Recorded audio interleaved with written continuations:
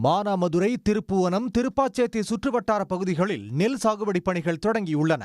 விவசாய பணிகள் தொடங்கியதை அடுத்து உழவு கருவிகள் தயாரித்து விற்பனை செய்வதற்காக வடமாநில தொழிலாளர்கள் குடும்பமாக திருப்புவனத்தில் முகாமிட்டுள்ளனர். தென் மாவட்டங்களில் விவசாய கருவிகள் தயாரிப்பில் முன்னணியில் இருப்பது திருப்புவனம், திருப்பாச்சேத்தி பகுதிகள்தான்.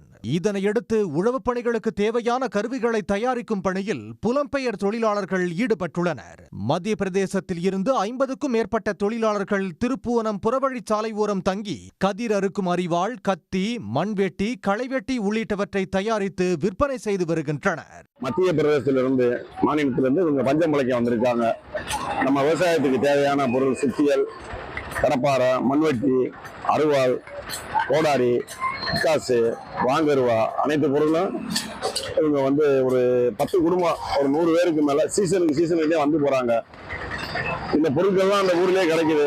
கிடைச்சாலும் இந்த பொருள் இங்க கொஞ்சம் விலை அவங்க குறைவாக. இந்த இடத்துல வாங்கினோம்னா எப்படியும் ஒரு 600 700 வரும். இங்க ஒரு 250 300 கிலோ கொடுத்துறாங்க. பார்த்தா நல்லா தான் இருந்துச்சு. வாங்கிட்டு துவஞ்சுக்கிட்டு இருக்கேன். நல்லா துவஞ்சு நல்லா கொடுக்குறாங்க, பதமா கொடுக்குறாங்க. கத்தி, அருவாமனை, கோடாரி இதெல்லாம் வைக்கிறாங்க. உழவு கருவிகள் தேவைப்படும் விவசாயிகள் புலம்பெயர் தொழிலாளர்களிடம் வாங்கி செல்கின்றனர். வட மாநிலங்களில் வேலைவாய்ப்பு குறைந்துள்ளதால் அம்மாநில இளைஞர்கள் பலரும் குடும்பத்துடன் தமிழ்நாட்டை நாடி வருகின்றனர். சன் செய்திகளுக்காக மானாமதுரை செய்தியாளர் கணேசன்.